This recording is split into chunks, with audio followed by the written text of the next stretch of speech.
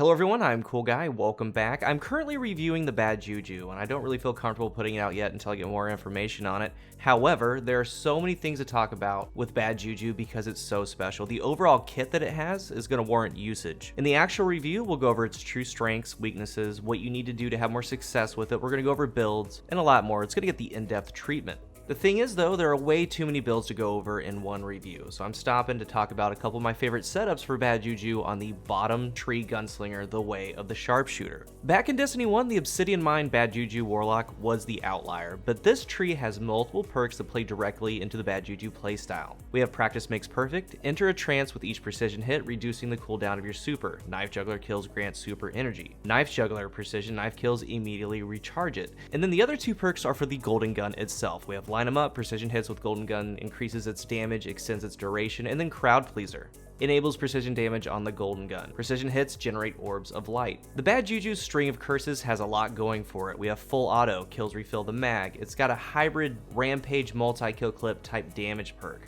It works like rampage, but the damage kind of resembles multi-kill clip. It's basically a sustainable multi-kill clip. All of this on a primary kinetic weapon, and we all know the big thing, it grants super energy based on the strength of the string of curses.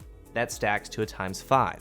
I'm going to say this now, and we're going to talk about it in the review later on. To get the most out of Bad JuJu, to see its full potential, you need to build around it. If you don't build around it, it's not going to feel that strong. If you just have Bad JuJu, nothing else, you're going to kind of see its benefit, but you really want to complement it. That starts off with a full set of super mods that goes for PvE and PvP, and I know some of you are already thinking, here we go, max super mods and PvP. But as a content creator, I have full sets of every mod in the game, and in Bad JuJu's case, it makes sense to run 5 super mods with it. The next thing that you want is pairing it with a super gaining helmet perk. We'll explore some of those today: hands-on, pump action, remote connection, light reactor, any of them.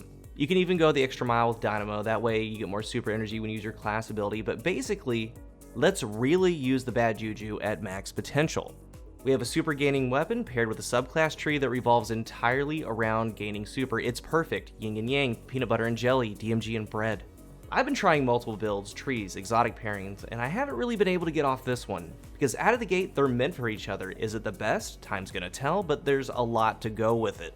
With nothing added, with just Bad JuJu, you're gonna be going for headshots, hitting those headshots, getting a ×5 stack for string of curses, but while you're doing that, you're also getting a ×5 stack for Practice Makes Perfect just by simply hitting headshots, giving you a little bit more super energy. And an important note, if yellow bars are around, you can really keep the string of curses in Practice Makes Perfect. Those stacks, you can keep them up, because you can get some kills. Now, if you lose stacks for either one, you start going for kills to get the Bad JuJu stacks. But if you want, you can start on the yellow bar to get a ×5 of Practice Makes Perfect, then start shooting your ads to get your ×5, and so on and so forth.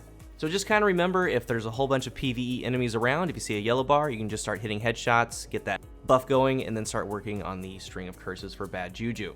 Now that's just the subclass, then we want to elevate it a little bit. So let's first talk about the Ophidius Spathe.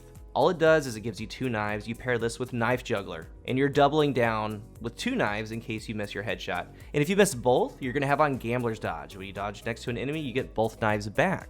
So since you're pairing Bad JuJu with this exotic, you want to put hands on for your helmet. Gain bonus super energy on melee kills. The thing about this perk is you want to have back-to-back kills. As you can see, 1 kill with the knife gives you a little bit, but the second one has the huge jump to it. You get that big jump because of hands on tied to the second knife. You don't get nearly as much super energy if you have just 1 knife or you don't have hands on. So what you want to do, get that ×5 string of curses going. When Thrall and ads rush you, you unicorn them. Throw the knife right in their head. After that, you still want to keep the stat going, so you kill another ad with a Bad JuJu and try to get that second knife shot. And all of this is going to be a lot easier with the catalyst, but you want that second knife kill.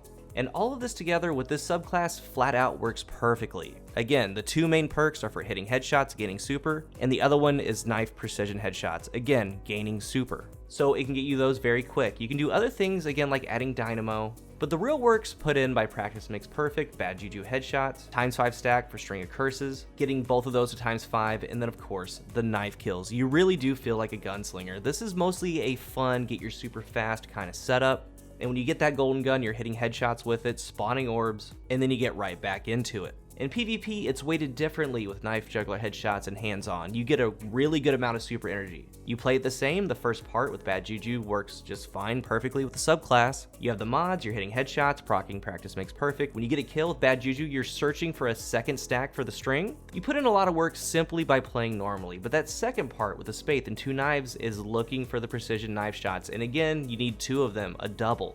If you can pull it off, you're really rewarded. Very difficult though. This is going to work best in PvE because the knife shots are easier, there's a lot of ads out there, you can get the string of curses going, everything's a lot easier.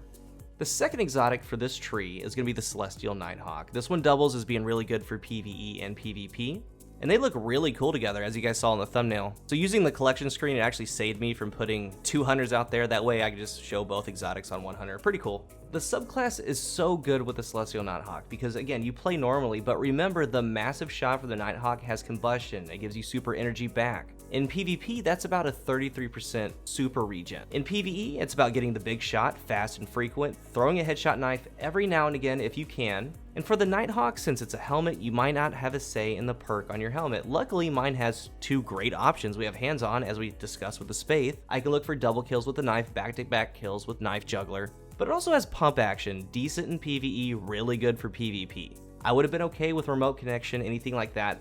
The point is, I have options. That Spaith knife build is more niche, but really fun. The Celestial Nighthawk has that higher, more lethal, more frequent ceiling in both PvE and PvP.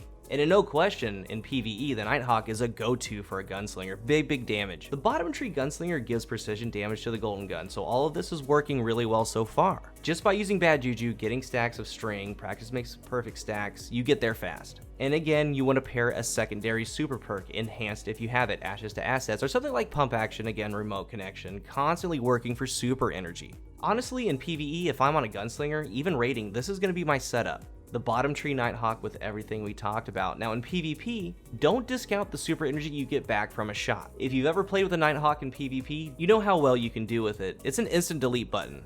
As long as you land your Nighthawk shot, you get 33% back.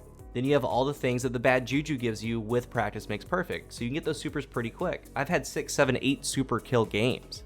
There's so many things you can do, and one of my favorite things about Bad JuJu overall is how many setups and builds there are. So far, this bottom tree is nuts. It pairs perfectly with Bad JuJu. There's going to be a review later on in the week for it. I would like to know what your thoughts are, especially on Way of the Sharpshooter.